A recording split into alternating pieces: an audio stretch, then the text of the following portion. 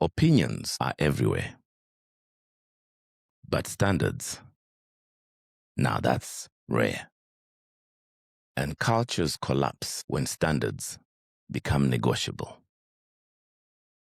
Let me say it differently. Most organizations do not break because they lack talent. They break because leaders lose conviction under pressure.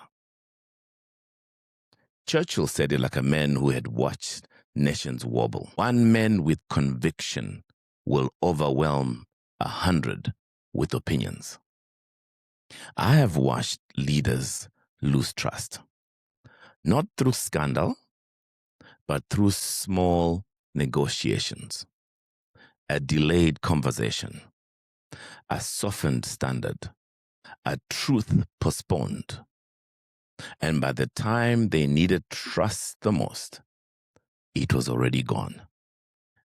In the leadership operating system, conviction is not a personality trait. It is the inner code that refuses to betray what is right when it becomes expensive. Conviction is not certainty. Certainty is mental confidence. Conviction is moral commitment. Certainty says, I'm right. Conviction says, I will not betray what is right. And conviction is not stubbornness. Stubbornness protects the ego.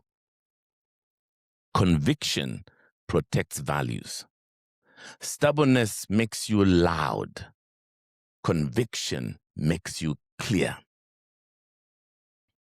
And here's the burden leaders carry, especially in our context. Pressure will always offer you a deal. Lower the standards and you'll get peace. Delay the truth and you will keep popularity. Compromise the values and you will protect the relationship. But every deal comes with a hidden invoice. The invoice is trust. Opinions create noise. Conviction creates direction. Conviction shows up in 3 places. First, in your standards. Second, in your speed of truth. And third, in your costs. Number 1, standards. Standards are what you tolerate. Standards are what you reward. Standards are what you correct. If you tolerate lateness, you have a standard. If you tolerate disrespect, you have a standard. If you tolerate poor service, you have a standard. If you tolerate ethical shortcuts, you have a standard. Your culture is not what you preach. Your culture is what you permit. Number 2, speed of truth. Speed of truth is the time it takes between what we know and what we are willing to say. Conviction refuses delayed truth. It does not weaponize truth, but it does not postpone it either. Here's the practical example. When a project is failing, do we surface it early or do we wait until the last week and call it unexpected? Teams lose confidence when truth travels slowly, because when truth is delayed, stories multiply. And when stories multiply, trust dies quietly. And of course, number 3 is cost.